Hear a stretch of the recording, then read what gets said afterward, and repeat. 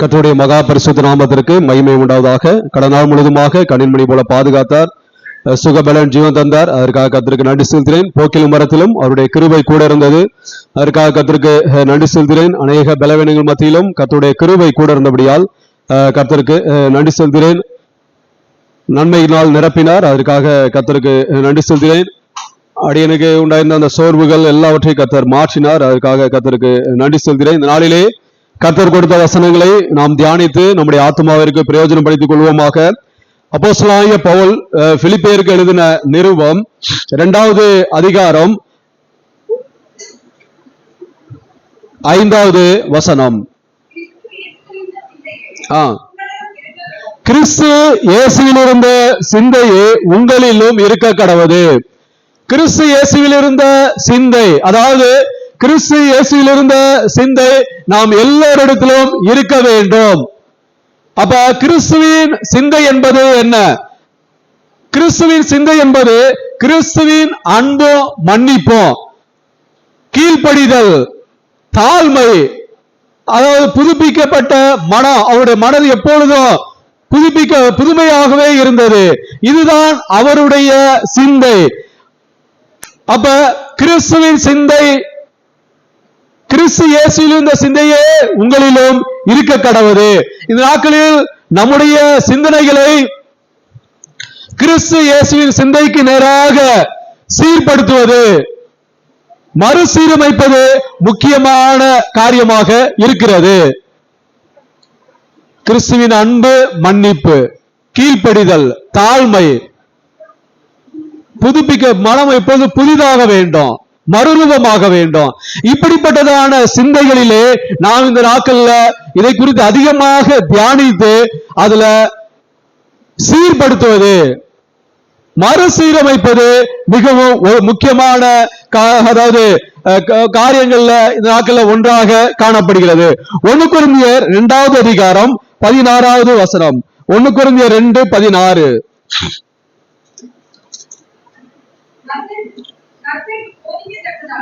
கர்த்தருக்கு போதிக்கத்தக்கதாக பாருங்க, அவருடைய சிந்தையை அறிந்தவன் யார்? பாருங்க, ஒரு கொஸ்டின் கேட்கிறார் அப்போஸ்தலர், ஒரு கொஸ்டின் கேட்கிறார். கொஸ்டின் கேட்டுட்டு அவருக்கே ஆன்சர் சொல்கிறார். பாருங்க, எங்களுக்கோ கிறிஸ்துவின் சிந்தை உண்டாயிருக்கிறது. பவுல் அப்போஸ்தலர் பாருங்க, எங்களுக்கோ கிறிஸ்துவின் சிந்தை உண்டாயிருக்கிறது. பிலிப்பியர் அதிகாரத்தில் என்ன சொல்லுகிறார்? அதாவது உங்களுக்கு, அதாவது இயேசு கிறிஸ்துவுடைய சிந்தை உங்களுக்கு இருக்க கடவுள் என்று சொல்லுகிறார். ஆனால் இங்க பாருங்க, எங்களுக்கோ கிறிஸ்துவின் சிந்தை உண்டாயிருக்கிறது. ஹல்லேலூயா! அப்ப பாருங்க, கிறிஸ்துவின் சிந்தையை நாங்கள் பெற்றுக்கொண்டோம் என்று அவர் சொல்லுகிறார். ஆகவே கிறிஸ்துவின் சிந்தை அப்போஸ்தலர்களுக்கு, ஊழியர்களுக்கு மாத்திரம் அவர்கள் பெற்றுக்கொள்ள முடியுமா? அவர்களுக்கு மாத்திரம்தான் அந்த சிந்தையை, கிறிஸ்துவின் சிந்தையை அறிந்து கொள்ள முடியுமா? அப்படி என்ற கேள்வி வருது. பாருங்க, எங்களுக்கோ கிறிஸ்துவின் சிந்தை உண்டாயிருக்கிறது. அப்படி என்றால் விசுவாசிகள், சகோதர சகோதரிகள், அம்மாமார்கள் வராங்க, அவங்க கிறிஸ்துவின் சிந்தையை அறிந்து கொள்ள முடியாதா? விசுவாசிகள், சகோதர சகோதரிகள் கிறிஸ்துவின் சிந்தையை அறிந்து கொள்ள முடியாதா? வாலிப பிள்ளைகள் கிறிஸ்துவின் சிந்தையை அறிந்து கொள்ள முடியாதா? சிறுவர்கள் பெற்றுக்கொள்ள முடியுமா? இல்ல கிறிஸ்துவின் சிந்தை அறிந்து கொள்ள முடியுமா என்ற கேள்வி இந்த நாட்களில் எல்லாருக்கும் எழும்பும். இன்னொரு கேள்வி பாருங்க, உங்களுக்கு தெரியுமா? அதாவது கிறிஸ்துவின் சிந்தையை படித்தவர்கள் மாத்திரம்தான் பெற்றுக்கொள்ள முடியும், அறிந்து கொள்ள முடியும். வசதி படைத்தவர்கள் மாத்திரம்தான் அறிந்து கொள்ள முடியும். உயர் ஜாதியினர் மாத்திரம்தான் அறிந்து கொள்ள முடியும். அப்படியா?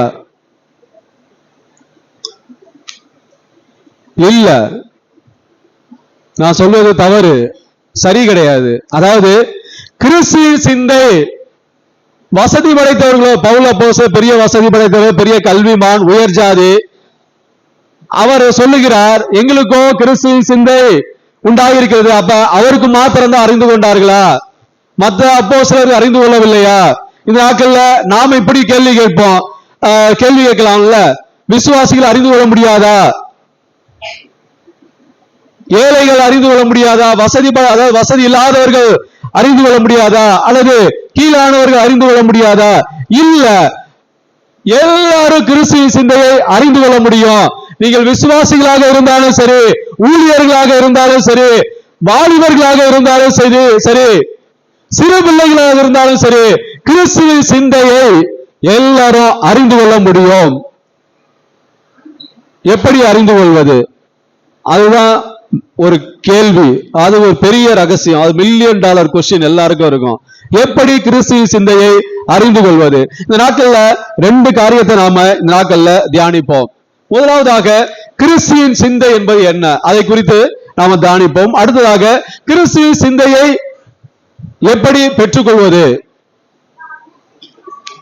பரிசுத்தவான்கள் அறிந்து கொண்ட பெற்றுக்கொண்ட கிறிஸ்துவின் சிந்தையை இந்த நாட்களில் நாம் எப்படி அறிந்து கொள்வது, பெற்றுக்கொள்வது? இதை குறித்து நாம முதலாவதாக தியானிப்போம்.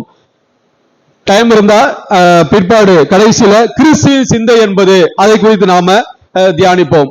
முதலாவதாக பாருங்க, பரிசுத்தவான்கள் அறிந்து கொண்ட பெற்றுக்கொண்ட கிறிஸ்துவின் சிந்தையை இந்நாட்களில் நாம் எப்படி அறிந்து கொள்வது, பெற்றுக்கொள்வது? முதலாவது காரியம், பிலிப்பியர் 2வது அதிகாரம் 6-8. பிலிப்பியர் 2.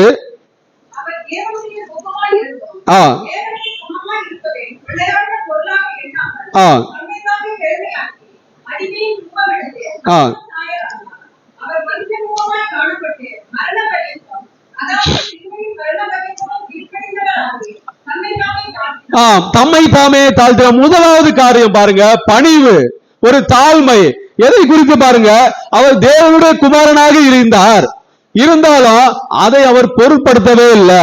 தன்னை பற்றி அவர் குறைவாகவும் பிதாவை பற்றி அதிகமாகவும் சிந்தித்தார். அவர் தன்னை குறைத்து கொண்டார். அதாவது அதுதான் ஒரு தாழ்மை, ஒரு பணிவு. இந்த நாட்கள்ல தேவனுடைய பிள்ளைகளே, நம்மிடத்துல கிறிஸ்துவின் சிந்தையை எப்படி அறிந்து கொள்வது? ஒரு பணிவு, ஒரு தாழ்மை வேண்டும். நம்மை பற்றி குறைவாகவும் தேவனை பற்றி அதிகமாகவும் சிந்திக்க வேண்டும். நம்மை பற்றி குறைவான நான் ஒன்றுமே இல்லை, இந்த உலகத்துல பார்ப்பதற்கு நான் ஒன்றுமே இல்லை. நம்மை பற்றி அதிகமாக நான் பெரிய ஆளு, நான் படித்தவன், எனக்கு வசதி இருக்கிறது, எனக்கு எல்லாரும் கீழ்ப்படியணும், அப்படி என்று அதிகமாக தம்மை பற்றி சிந்திப்பதை விட கிறிஸ்துவை பற்றி அதிகமாக சிந்திக்கும் போது கிறிஸ்துவின் சிந்தையை நாம் இந்த நாட்களில் அறிந்து கொள்ள முடியும்.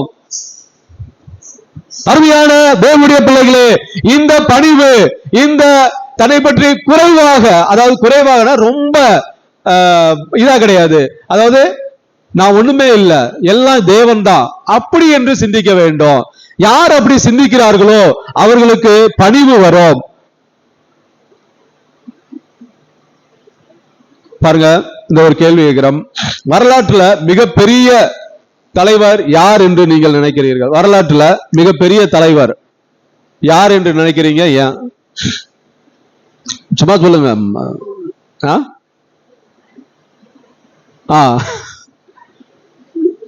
வினிஃபர் சொல்லு. Donald Trump. யாரு? அலெக்சாண்டர். சரி, ஸ்வீட்டி நீ சொல்லு. யாரு? ஜீசஸ். ஸ்வீட்டி நீ சொல்லு. யார்? அதாவது உங்களை பொறுத்தவரை நான் சொல்றேன், அதாவது நான் ஜெனரலா சொல்ல, மிகப்பெரிய ஒரு தலைவர். ஜூப்ளின், உன்னை பொறுத்தவரை யார் மிகப்பெரிய ஒரு தலைவர்? ஏசப்பா. பாருங்க, நாம விளக்கம் கொடுக்கிறோம் பாருங்க. அதாவது அவங்க சிந்தனை கிறிஸ்து, அதாவது எப்படி இருக்கிறது? நாம உலகத்தினுடைய சிந்தனை தலைவர் என்று சொன்னோன்னே எல்லாம் நம்ம அப்படி போயிட்டோம்.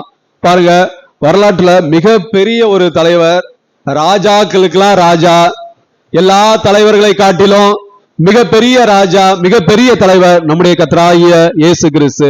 ஹல்லேலூயா. ஏன் ஒரு கேள்வி வருமா இல்லையா? பாருங்க, மற்றவர்களுடைய அவர், அதாவது தேவனாக இருந்தாலும் மனிதராக அவதரித்து ஒரு பெரிய ஒரு பொசிஷன்ல இருந்தாலும் அவர் நமக்காக நம்முடைய பாவங்களை போக்குவதற்காக இந்த உலகத்துல வந்து சீஷர்களுடைய கால்களை கழுவினார், சேவை செய்தார், மற்றவர்களுக்கு ஊழியம் செய்தார். இப்ப இருக்கிற நீங்க சொன்ன தலைவர்கள் எல்லாம் பாருங்க, இந்த மாதிரி காரியங்களை யாராவது செய்வாங்களா? மற்றவர்களுக்கு யாராவது ஊழியம் செய்வாங்களா? மற்றவர்களுக்கு யாராவது சேவை செய்வாங்களா? அவர் வர்றாருன்னா போதும், ஒரு 10 ஒரு 15 பாடி கார்டு வருவாங்க, எல்லாம் வருவாங்க. அப்படியே தலைவர்கள் எல்லாம் அப்படியே கீழே நடக்க மாட்டாங்க, சிவப்பு கம்பளம் விரிப்பாங்க. ஆனா நம்முடைய கர்த்தராகிய இயேசு கிறிஸ்து அப்படியா? அதாவது ராஜாக்கள் எல்லாம் ராஜா நடந்தார், ஊழியத்திற்காக நடந்தார், நடந்தே சென்றார், மற்றவர்களுக்காக உதவி செய்தார், ஊழியம் செய்தார், அதையே தன்னுடைய நோக்கமாக கொண்டார்.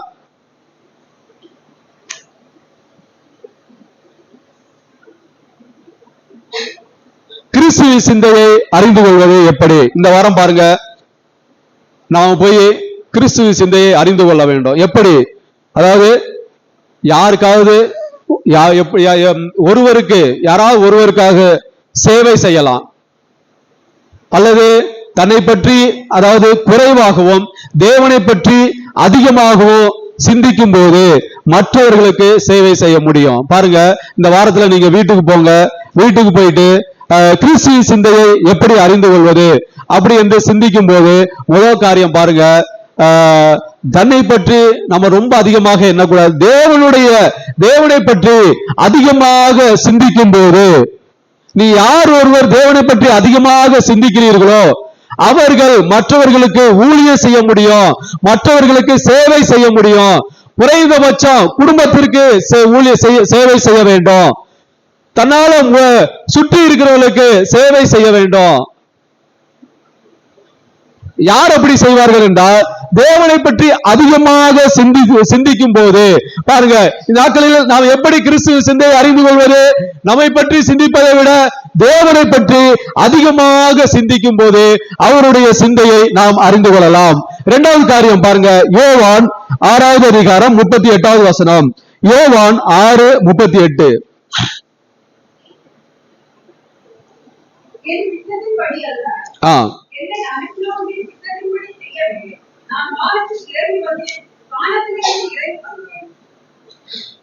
என் சித்தத்தின்படி அல்ல, என்னை அனுப்பினவருடைய சித்தத்தின்படி செய்யவே நான் வானத்திலிருந்து இறங்கி வந்தேன். பாருங்க, இரண்டாவது காரியம் கீழ்ப்படிதல். அதாவது இந்த காரியம் கடினமாக இருந்தாலும் தேவனை, அதாவது பிதா சொன்னதை அவர் பின்பற்றினார். என் சித்தத்தின்படி அல்ல, என்னை அனுப்பினவருடைய சித்தம். அவர் போ சொல்றார், நீ போய் இந்த மனிதனுடைய பாவங்களை போக்குவதற்காக கடந்து செல்கிற உன்னுடைய அதாவது பாதை ரொம்ப ஈஸியால இல்ல. நீங்க யோசிச்சு பாருங்க, அவருக்கு எல்லாமே தெரியும். 33 வருஷம் தான் இந்த உலகத்துல ஜீவிப்போம். கடைசியில நம்மை அவர்கள் சிலுவையிலே அடித்து இழுத்து செல்வார்கள், நம்மை சிலுவையிலே கொன்று போடுவார்கள், எல்லாருக்கும் முன்பதாக ரொம்ப அசிங்கப்படுவோம். அது எல்லாம் தெரிந்து பாருங்க பிதாவிற்கு கீழ்ப்படிந்தார். அது கடினமாக இருந்தாலும் அவர் தேவனை பின்பற்றினார். தேவன் என்ன சொல்லுகிறாரோ, பிதாவானவர் என்ன சொன்னாரோ அதை பின்பற்றினார். சில வேளைகள்ல பாருங்க, தேவனுக்கு கீழ்ப்படுகிறது நமக்கு ரொம்ப கடினமாக தோன்றும். சில வேளைகள்ல, எல்லா வேளைகளிலும் அல்ல. கீழ்ப்படுகிறது ஒரு பிதாவானவர் இல்ல தேவன் அல்ல இயேசு கிறிஸ்து நம்மிடத்துல பேசும்போது ஒரு சில காரியங்களுக்கு கீழ்ப்படுகிறது ரொம்ப கடினமாக தோன்றும். ஆபிரகாமுக்கு அப்படி தோன்றினது. ரொம்ப வருஷம் கழிச்சு குழந்தை கர்த்தர் கொடுத்தார். ஆனா அந்த குழந்தையை போய் பலி கொடு என்று சொன்னார். ஆனால் அது அவருக்கு கடினமாக தோன்றவில்லை. எந்த கேள்வியும் அவர் கேட்கல. நம்ம வசனம் வாசிப்பதற்கு கடினமாக இருந்திருக்கலாம் என்று நினைக்க தோன்றுகிறது. ஆனால் ஆபிரகாம் எந்த கேள்வியும் கேட்காமல் தேவனுக்கு கீழ்ப்படிந்தார். அந்த சூழ்நிலை ஒரு கடினமான ஒரு சூழ்நிலை இருந்திருக்கும். நம்மளாம் அப்படி சொன்ன, நம்மள தேவன் அப்படி சொல்லியிருந்தார், நம்ம செஞ்சிருப்போமா? ஒரு இக்கட்டான ஒரு சூழ்நிலையில் இருந்த போதும் அதற்கு அவர் கீழ்ப்படிந்தார். அப்ப கிறிஸ்துவின் சிந்தையை யார் அறிந்து கொள்ள முடியும்? கடினமாக இருந்தாலும் தேவனுக்கு, அதாவது தேவனுடைய வார்த்தைக்கு யார் ஒருவர் கீழ்ப்படுகிறார்களோ அவர்கள் கிறிஸ்துவின் சிந்தையை அறிந்து கொள்ள முடியும். பாருங்க, இந்த நாட்கள்ல தேவன் உங்களிடம் கீழ்ப்படியும்படி கேட்க ஒரு விஷயம் என்ன, நீங்க யோசிச்சு பாருங்க. தேவன் உங்களிடம் ஒரு காரியத்தை சொல்லு, இதுல நீ கீழ்ப்படி அப்படி என்று ஒரு காரியம் சொல்லுகிறார். அந்த காரியத்தை நீங்க யோசிச்சு பார்த்துங்க, அது என்ன விஷயமாக இருக்கலாம். எல்லாருக்கும் ஒவ்வொரு விஷயம் இருக்கும், ஒவ்வொரு காரியம் இருக்கும். ஆனா அந்த காரியம் கடினமாக இருக்கிறதா? ஒரு காரியத்தை சொல்லுகிறார், மகனே, என் மகளே, இந்த காரியத்துல நீ கீழ்ப்படிய வேண்டும் அப்படி என்று ஒரு காரியத்தை சொல்லுகிறார். அந்த காரியம் கடினமாக இருக்கிறதா? அப்படி கடினமாக இருந்தாலும் தேவனுக்கு கீழ்ப்படிய வேண்டும். தேவனுக்கு கீழ்ப்படுகிறது கடினமாக இருந்தாலும் தேவன் கீழ்ப்படிதலை நமக்கு என்ன பண்ணுவார்? கற்று தருவார். நம்ப வேண்டும், தேவனை நம்ப வேண்டும். இயேசுவானவர் பிதாவை நம்பினார், அவர் என்னை ஒருபோதும் கைவிட மாட்டார் என்று நம்பினார். அது அந்த சூழ்நிலை கடினமாக இருந்தது. ஆனாலும் பாருங்க, அந்த கெத்செமனே தோட்டத்துல பாருங்க, பிதாவே இந்த பாத்திரம் என்னை விட்டு நீங்க கூடுமானால், அவ்வளவு கடினமாக இருந்தது. ஆனாலும் என்னுடைய சித்தத்தின்படி அல்ல, உம்முடைய சித்தத்தின்படி ஆக கடவுது என்று பிதாவுடைய சித்தத்தில் கடினமாக இருந்தாலும் பிதாவுடைய சித்தத்திற்கு ஒப்பு கொடுக்கும் போது அது எல்லாவற்றையும் நீங்க வீட்டுல போய் இந்த வாரம் நீங்க ஒரு காரியத்தை, தேவன் ஒரு காரியத்தை உங்க இடத்துல செய்ய சொல்லி இருக்கிறார். அது கடினமாக இருக்கிறதா? அது கீழ்ப்படியும்படியாக உங்களிடத்தில் அநேக காரியங்களை சொல்லியிருப்பார். மகனே, இந்த காரியத்துல நீ கீழ்ப்படி, இந்த காரியத்துல நீ கீழ்ப்படி அப்படி என்ற அநேக காரியங்களை அவர் சொல்லியிருப்பார். ஆனா எல்லா காரியத்திற்கும் நாம கீழ்ப்படுகிறோமா? அல்லது ஒரு காரியத்திற்கு மாத்திரம் கீழ்ப்படிய வேண்டும் என்று தீர்மானம் பண்ணுங்க இந்த வாரம். அது சிறிய காரியமாக இருந்தாலும் சரி, ஒரு சிறிய தீர்மானமா இருந்தாலும் சரி, அதற்கு கீழ்ப்படியும்படி, அது கீழ்ப்படிந்து ஒப்பு கொடுக்கும் போது கிறிஸ்துவின் சிந்தையை நாம் அறிந்து கொள்ள முடியும். ஹல்லேலூயா! கிறிஸ்துவின் சிந்தையை எப்படி அறிந்து கொள்ள முடியும்? தேவனுடைய, இப்ப பாருங்க, நீங்க வீட்டுல போய் தேவனுடைய வார்த்தையை படிக்கிறீங்க, ஒரு வார்த்தை உங்களுக்கு அப்படியே ஸ்பார்க் ஆகுது. அப்ப ஒரு தீர்மானம், ஒரு சிறிய ஒரு தீர்மானம் இருந்தாலும் அதற்கு கீழ்ப்படியும்படி ஒப்பு கொடுக்கும் போது கிறிஸ்துவின் சிந்தையை நீங்கள் அறிந்து கொள்ள முடியும். அது தீர்மானம், அதாவது சிறிய காரியம் என்னவாக இருக்கலாம். நீங்க ஒவ்வொருத்தருக்கும் ஒவ்வொரு காரியம் இருக்கும். ஒருத்தருக்கு தனி ஜெபம், ஆண்டவரை நான் பண்ண வேண்டும் என்று நீங்க யோசிப்பீங்க. அல்லது இல்ல இந்த வாரம் நான் குடும்பமாக ஜெபம் பண்ண வேண்டும்,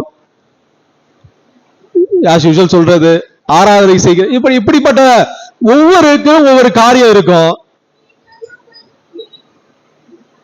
அந்த அதாவது அது கடினமாக தோன்றும்.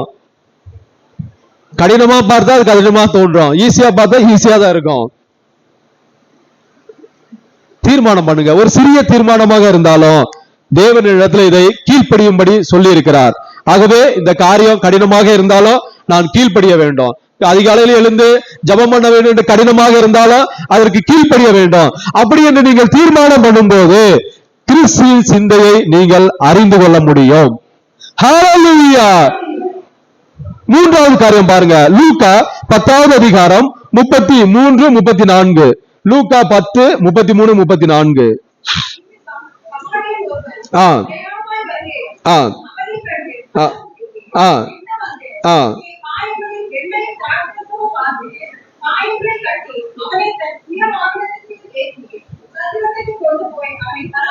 பாருங்க, சமாரியன் ஒருவன், இது எல்லாருக்கும் தெரிந்த விஷயம்தான்.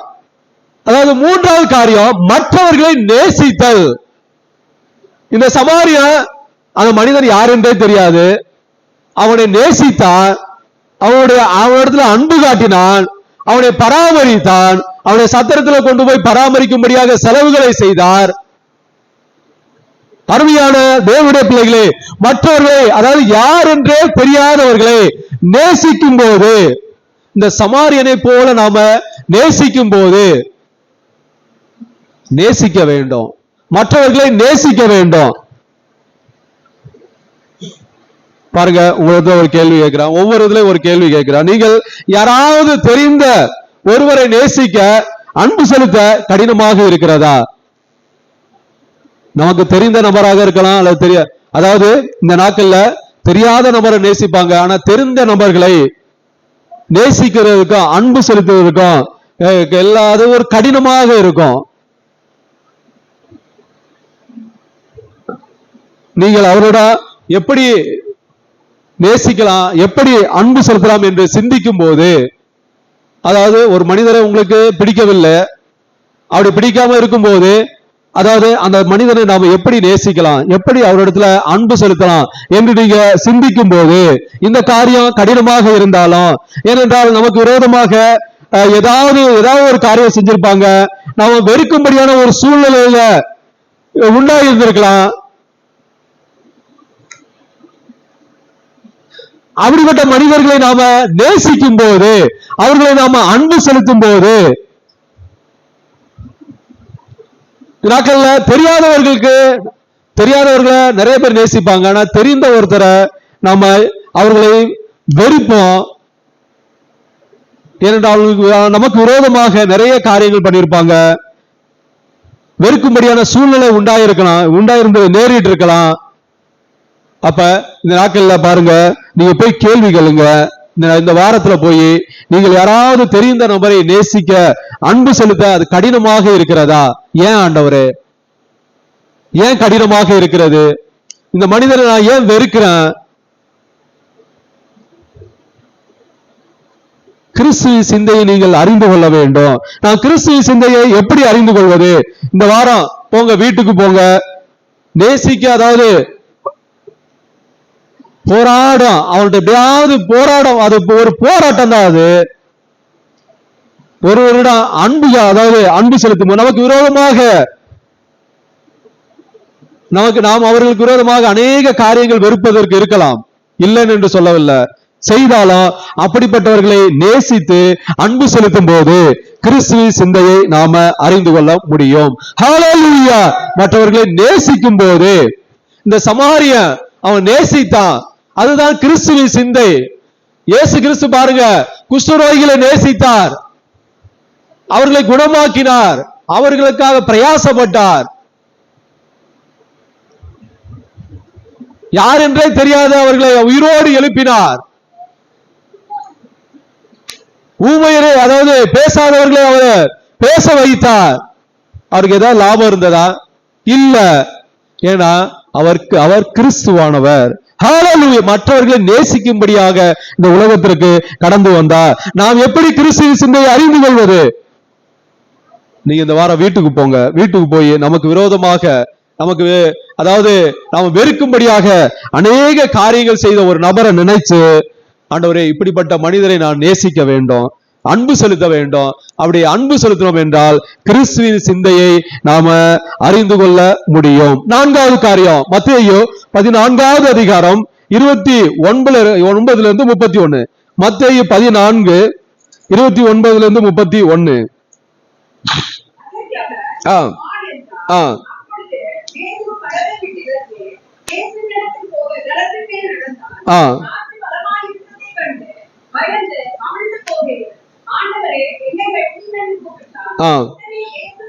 உடனே இயேசு கையை நீட்டி பிடித்து விட்டார்.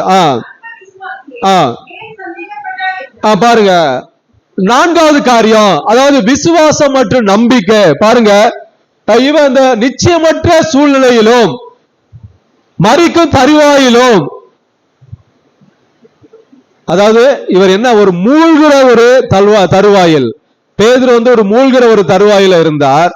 ஆனால் பேதுரு நம்ம நினைக்கிறோம் பேதுரு நம்பிக்கையை விட்டார் என்று. அவரெல்லாம் நம்பிக்கையெல்லாம் விடல, ஆனா கொஞ்சம் தைரியம் இருந்தது. அதாவது இயேசு கையை நீட்டி பிடித்தார், அதுவரை போயிட்டார். பாருங்க இந்த வசனத்தை பாருங்க. உடனே இயேசு கையை நீட்டி அவனை பிடித்து, அப்ப இயேசு கையை நீட்டுற அளவு பக்கத்துல போயிட்டார்ல. ரொம்ப தூரம் தான் அவர் கையை, நான் இங்க இருந்து அப்படி ஜபமா நீண்டு இருக்குமா? இல்ல, நடந்தார். அவர் காற்று, அதாவது அமிழ்ந்து போகையில், ஆண்டவரே இதை ரட்சியும் அப்படி என்று கூப்பிட்டுக்கிட்டே பக்கத்துல போயிட்டாருல்ல. அருமையான தேவனுடைய பிள்ளைகளே, விசுவாசம் மற்றும் நம்பிக்கை, நிச்சயமற்ற சூழ்நிலையிலும் அத மரிக்கும் தருவாயிலும் அவ்வளவுதான், செத்தே போயிட்டோம் அப்படி என்ற தருவாயில் பேதுரு நம்பிக்கை விடாமல், அதாவது இயேசுவின் அருகே சென்றார், போய் பக்கத்துல போயிட்டார். பேதுரு உயிரோட காப்பாற்றப்பட்டார். பாருங்க, இந்த ஒரு கேள்வி கேட்கிறேன். இந்த வாழ்க்கையில தேவனை நம்புவதற்கு அல்லது இந்த இடத்துல அதாவது போராட்டம் வருகிறது, நீங்கள் போராடுகிற அல்லது சந்திக்கும் ஒரு சோதனை, ஏதாவது ஒரு காரியம் வாழ்க்கையில தேவனை நம்புவதற்கு நீங்கள் போராடும் அல்லது சந்திக்கும் ஒரு சோதனை,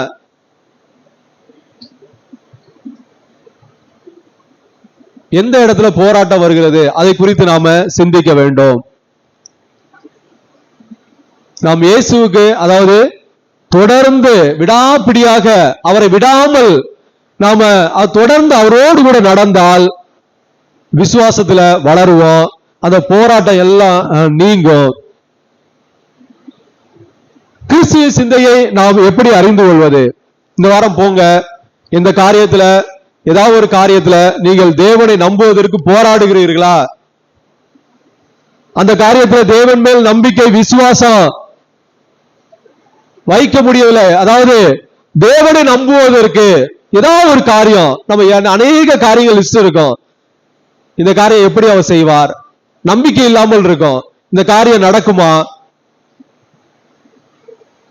அதை நம்புவதற்கு நீங்கள் போராடுகிறீர்கள். நான் சொல்ற வார்த்தையை புரிந்து கொள்ளுங்கள். அதாவது தேவனை நீங்கள் நம்புவதற்கு, ஒரு காரியத்தை நம்புவதற்கு அதுல நீங்க அது போராடுகிறீர்கள். என்னால முடியவில்லையே, நான் தேவனை நம்ப முடியவில்லையே, இந்த காரியம் என்னுடைய வாழ்க்கையில நடக்குமா அல்லது தோல்வியில முடியுமா அப்படி என்று நீங்க அந்த காரியத்திற்காக போராடுகிறீர்களா? அந்த காரியத்தை நினைத்துக் கொள்ளுங்கள். அந்த காரியத்தில் நினைத்துக் கொண்டு தேவன் மேல் நம்பிக்கை விசுவாசம், ஆண்டவர் எனக்கு செய்வார், தேவன் எனக்கு செய்வார், அப்படி நீங்கள் விசுவாசம் வைப்பீர்கள் என்றால் கிறிஸ்துவின் சிந்தையை நீங்கள் அறிந்து கொள்ள முடியும். நம்பிக்கை வைக்கணும், விசுவாசம் வைக்கணும். எவ்வளவு நாட்கள் ஆனாலும் அதாவது தேவன் செய்வார். அந்த போராடுறீங்க பாருங்க, அநேக காரியங்களுக்காக போராடுறோம். தேவன் இதை செய்ய மாட்டாரு, தேவன் எனக்கு இந்த காரியத்தை சக்சஸ்ஃபுல்லா முடிக்க மாட்டாரு, அது ஒரு போராட்டம் தான். தேவனோட தினந்தோறும் நீங்க ஜெபிக்கிறீங்க, உங்களுடைய ஜெபத்துல நீங்க போராடுகிறீங்க, ஆண்டவரே எனக்கு இந்த காரியம் வேணும், இந்த காரியம் என்னுடைய வாழ்க்கையில நடக்கும்படி செய்ய என்று ஒவ்வொருவரும் ஒவ்வொரு காரியத்திற்காக போராடுகிறோம். அப்படி போராடும் போது நம்முடைய நம்பிக்கையும் விசுவாசத்தையும் விட்டுவிடக் கூடாது. ஹல்லேலூயா! யார் ஒருவர் தேவனோடு போராடும் போது நம்பிக்கை விசுவாசத்தை விடாமல் தொடர்ந்து இந்த பேதுருவை போல போயிடணும் பக்கத்துல, இயேசுவே என்னை ரட்சியும், அவ்வளவுதான், கையை பிடித்து விடுவார். அப்படி இருக்கும்போது அவர்களுக்கு கிறிஸ்துவின் சிந்தையை அறிந்து கொள்ள முடியும். நீங்க இந்த வாரம் போங்க, ஒரு காரியத்தை நினைத்து கொள்ளுங்க, இந்த காரியத்திற்காக நான் போராடுறேன் ஆண்டவரே, தினந்தோறும் போராடுறேன், 24 மணி நேரம் இதையே குறித்து சிந்திக்கிறேன். அப்படி நீங்க அந்த சிந்தை, கிறிஸ்து இயேசுவில் இருந்த சிந்தை எப்படி உங்களில் இருக்கும்? அந்த விசுவாச நம்பிக்கை, இந்த பரிசுத்தவான்களுக்கு இருந்த விசுவாச நம்பிக்கை விடல. அவங்க நம்பிக்கை விடாதனால அவர்கள் கிறிஸ்து இயேசுவின் சிந்தையை அறிந்து கொண்டார்கள். ஆகவே நாமும் அறிந்து கொள்ள முடியும். 5வது காரியம், மத்தேயு 16வது அதிகாரம் 14-15. மத்தேயு 16:14-15.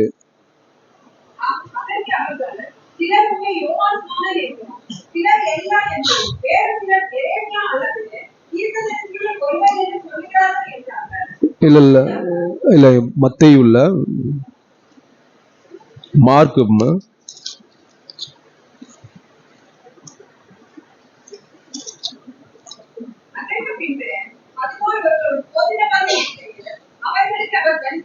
இல்ல மார்க்.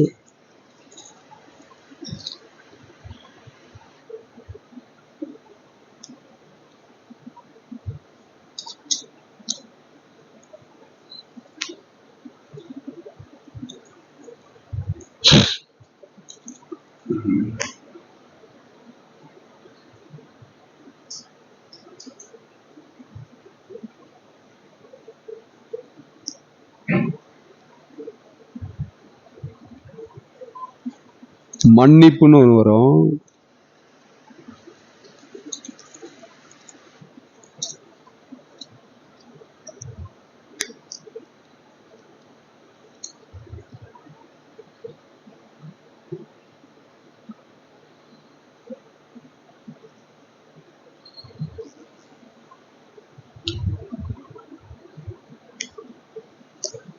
நான் வசனம் சொல்றேன். 5வது காரியம் பாருங்க, அதாவது மன்னிப்பு. பாருங்க, கடந்த காலத்துல ஏற்பட்ட அதாவது மற்றவர்களுக்கு உண்டான காரியங்கள், அதாவது மன வருத்தங்கள், அதை விட்டுவிட வேண்டும். 5வது காரியம் மன்னிப்பு.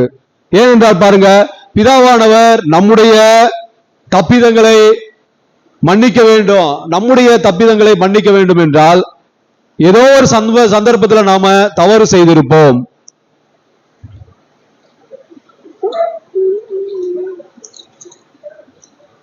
யோவான்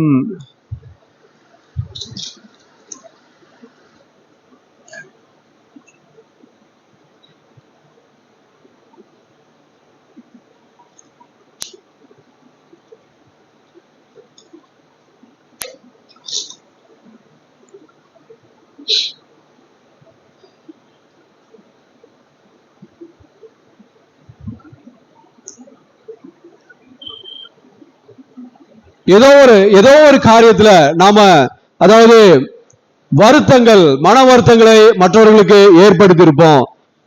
ஏனென்றால் நம்முடைய பிதாவானவர் நம்முடைய தப்பிதங்களை மன்னிக்க வேண்டும். நம்முடைய தப்பிதங்களை மன்னிக்க வேண்டும் என்றால் ஏதோ ஒரு சந்தர்ப்பத்தில் அவங்க தவறு செய்திருப்பாங்க, நாம் மற்றவர்களை அதாவது மன்னிக்க வேண்டும். பிதாவானவர் நமக்கு மன்னிக்க வேண்டும் என்றால் நாம் மற்றவர்களை மன்னிக்க வேண்டும். பாருங்க, ஒரு கேள்வி இந்த வாரம், அதாவது இன்று யாரை மன்னிக்க விரும்புகிறீர்கள்? யாரை நீங்க மன்னிக்க விரும்புகிறீர்கள்? அந்த கேள்வி நீங்க கேளுங்க.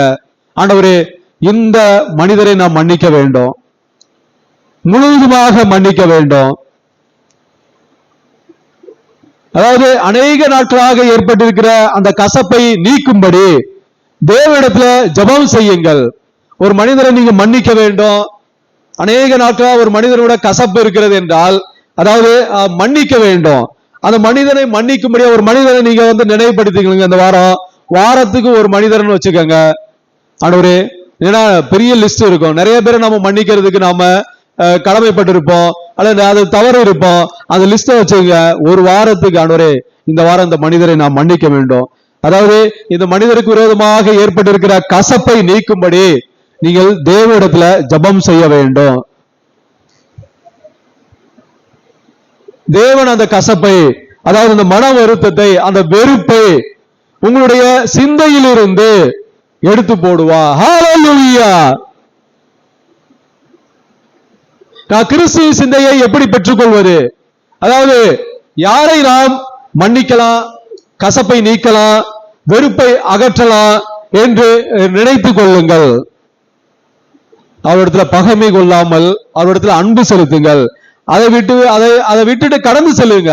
அதாவது அந்த மனிதனை குறித்து நீங்க திங்க் பண்ணாதபடிக்கு ஆண்டவரே மன்னித்து விட்டான். ஏனென்றால் நாம் அந்த சகோதரன் யாருக்காவது மனிதருக்கு மன்னிக்கும் போது நம்மை பிதாவானவர் மன்னிப்பார். நாம் ஏதோ ஒரு தவறு செய்திருப்போம், ஏதோ ஒரு சந்தர்ப்பத்துல வேற ஏதாவது தவறு செய்திருப்போம், அந்த தப்பிதங்களை கடவுள் மன்னிப்பார். ஹல்லேலூயா.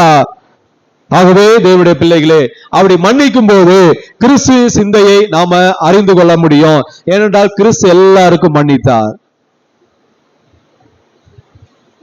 எல்லாருக்கும் மன்னித்தார்.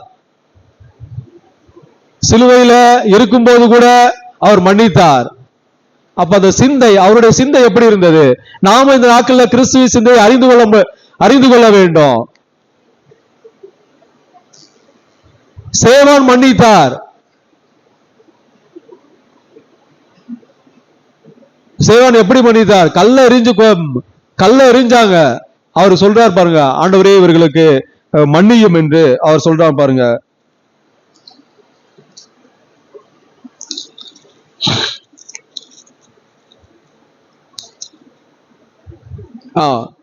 அப்போஸ்தலர் 7:59-60. அப்போஸ்தலர் 7:60.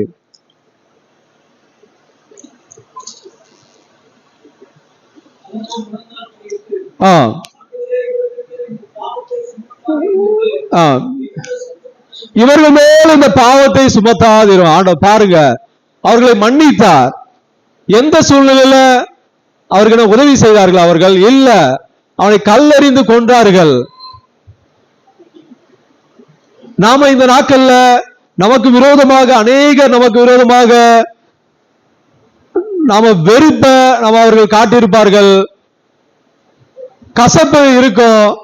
அந்த மனிதரை நினைத்து கொண்டு, ஆண்டவரே இந்த மனிதரை நான் மன்னிக்கிறேன், மனப்பூர்வமாக மன்னிக்கிறேன் அப்படி என்று உங்களுடைய சிந்தையில நீங்க சொல்லி பாருங்க. அதற்காக ஜெபம் பண்ணுங்க. அந்த பகைமையை நீக்கி விடுங்க. அதை விட்டு அதை கடந்து செல்லுங்க. அவ்வளவுதான். அதாவது இக்னோர் கிடையாது, பட் கடந்து செல்லுங்க. அதை குறித்து திங்க் பண்ணாதபடிக்கு அதை கடந்து சென்று மன்னித்து விட்டு கடந்து செல்லுங்க. அப்பொழுது நீங்கள் செல்லும் போது கிறிஸ்து சிந்தையை அறிந்து கொள்ள முடியும். ஏன்னா கிறிஸ்துவானவர் அப்படிதான் மன்னித்தார்.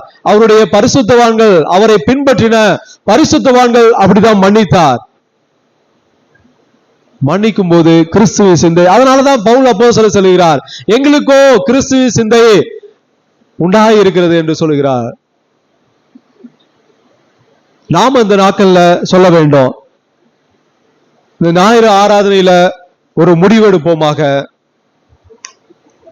இந்த வாரம் பாருங்க என்ன செய்ய வேண்டும், எப்படி கர்த்தருடைய சிந்தையை அறிந்து கொள்ள முடியும், அது போய் இந்த வாரம் போய் சிந்திங்க.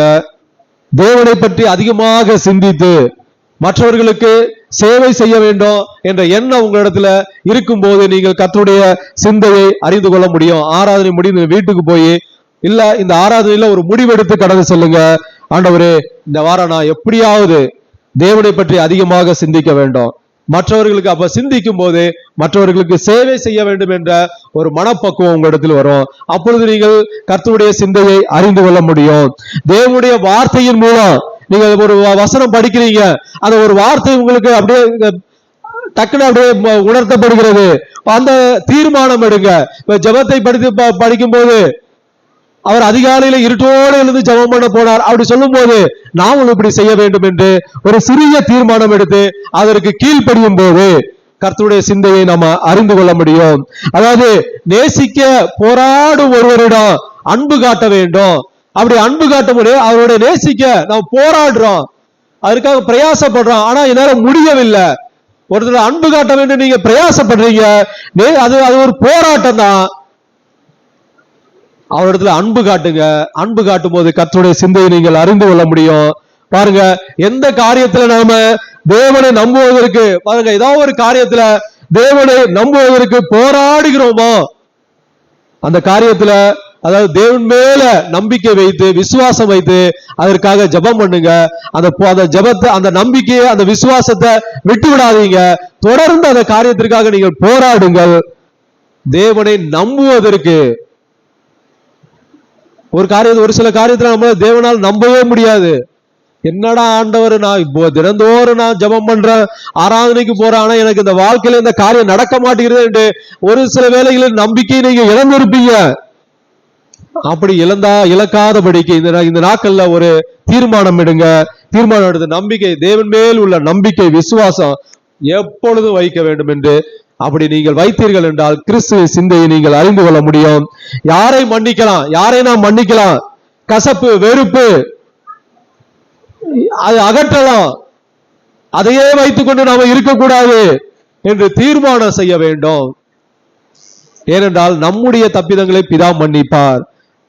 இந்த வாரம் பாருங்க, இந்த காரியங்கள்ல ஒரு முடிவு எடுக்கும் போது எப்படி பரிசுத்தவான்கள் பாருங்க கிறிஸ்துவ சிந்தையை அறிந்து கொண்டார்களோ, நாம் இந்த நாட்கள்ல கிறிஸ்துவ சிந்தையை அறிந்து கொள்ள முடியும். அவர்கள் பரிசுத்தவான்கள், நமக்கு முன்னோர் இருந்த ஊழியர்கள் பரிசுத்தவான்கள், வேதத்தில் எழுதப்பட்ட பரிசுத்தவான்கள் எப்படி கிறிஸ்துவ சிந்தையை அறிந்து கொண்டார்களோ, நாம இந்த நாட்கள்ல நாமும் கிறிஸ்துவ சிந்தையை அறிந்து கொள்ள முடியும். ஹல்லேலூயா! எங்களுக்கும் கிறிஸ்துவ சிந்தை உண்டாயிருக்கிறது என்று நாம் எல்லோரும் வரும் நாட்கள்ல சொல்ல வேண்டும். நாம் எல்லோரும் சொல்ல வேண்டும். பவுல் அப்போஸ்தலர் அவர் சொல்லி இருக்கிறார், நாமும் சொல்ல வேண்டும். பரிசுத்தவான்கள் வேதத்தில் எழுதப்பட்ட பரிசுத்தவான்கள் அவர்கள் கிறிஸ்துவ சிந்தை அறிந்து கொண்டார்கள்.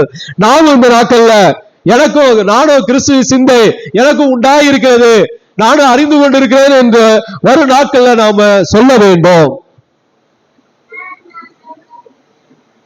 நாம் சொல்லும் போது நாம கிறிஸ்துவ சிந்தை நாம அறிந்து கொள்ளும் போது, கிறிஸ்துவ சிந்தை பாருங்க, கிறிஸ்துவ சிந்தை ஏற்கனவே சொல்லியிருக்கேன், அன்பும் மன்னிப்போம், கீழ்ப்படிதல், தாழ்மை, மறுரூபமாக தினந்தோறும் மறுரூபமாக வேண்டும், புதுப்பிக்கப்பட்ட மனம், இதுதான் மறுரூபமாகுதல். இதிலே நாம வளருவோமாக. அடுத்த வாரம் அந்த கிறிஸ்துவ சிந்தையை இதை குறித்து, கிறிஸ்துவ சிந்தை என்பது என்ன, இதை குறித்து நாம விரிவாக தியானிப்போம். ஆகவே தேவனுடைய பிள்ளைகளே, கேட்டுக்கொண்ட இந்த வசனத்தின்படி இந்த வாரம் இந்த ஞாயிறு ஆறாவது ஒரு தீர்மானம் எடுங்க. வீட்டுல போய் இந்த வசனங்களை வைத்து ஒரு தீர்மானம் எடுங்க. தேவனை பற்றி அதிகமாக சிந்திங்க. தீர்மானம் எடுத்து தேவனுடைய வார்த்தை மூலம் ஒரு தீர்மானம் எடுத்து, அதாவது அதற்கு கீழ்ப்படியுங்க. தேசிக்க போராடு ஒருவரோட அன்பு காட்டுங்க. தேவனை நம்புவதற்கு போராடுகிறதுக்கு அதுல நம்பிக்கை விசுவாசத்தை நீங்க தளர்ந்து விடாதீங்க. அதுல தொடர்ந்து அதுல முன்னேறுங்க. நாம் மன்னிக்க வேண்டும். கசப்ப வெறுப்ப எல்லாத்தையும் தூக்கி தூர போடுங்க. நீ எவ்வளவு நாள் கசப்ப வச்சிருப்பீங்க? பார்க்கிற மனிதனிடத்திலே நாம கசப்பு வெறுப்பு வைத்திருந்தோம் என்றால், பார்க்காத தேவனிடத்துல நாம எப்படி நம்ம அன்பு காட்டுவோம், எப்படி நம்ம இது பண்ணுவோம்? ஆகவே தேவனுடைய பிள்ளைகளே, இதை எடுத்து தூர போட்டு விட்டு நாம ஒரு தீர்மானம் இந்த வாரத்துல, எப்படி பரிசுத்தவான்கள் கர்த்தருடைய சிந்தையை அறிந்து கொண்டார்களோ அதுபோல இந்த நாட்கள்ல நாமும் கர்த்தருடைய சிந்தையை அறிந்து கொள்ள முடியும், பெற்றுக்கொள்ள முடியும். வரும் நாட்கள்ல அதை பெற்றுக்கொள்ளும்படியாக ஒவ்வொருவரும் பிரயாசப்படுவோமாக. கர்த்தர் இந்த வார்த்தைகளை ஆசீர்வதிப்பாராக. ஆமென். ஹல்லேலூயா. சோதரா சோதரா சோதரா சோதரா சோதரா சோதரா சோதரா. ஹல்லேலூயா ஹல்லேலூயா ஹல்லேலூயா ஹல்லேலூயா ஹல்லேலூயா ஹல்லேலூயா ஹல்லேலூயா ஹல்லேலூயா ஹல்லேலூயா ஹல்லேலூயா. கேட்ட வசனத்தின்படி யாராவது ஜெபம்